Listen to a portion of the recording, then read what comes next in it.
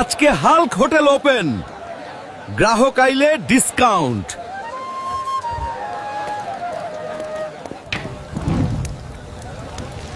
Hotel চালাইতে হালকো chef হয়ে গেলাম। এই দেখেন ভিআইপি কাস্টমার।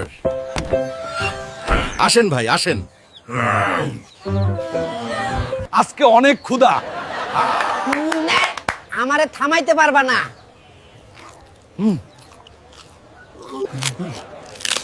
এইটা মানুষ না রাইস মিল?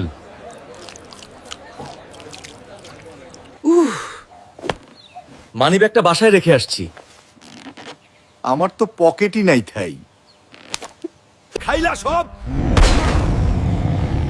আর এখন টাকা নাই, এখন কাম করবা। এই লাও হাল্ক হোটেলের নতুন 2 কর্মচারী।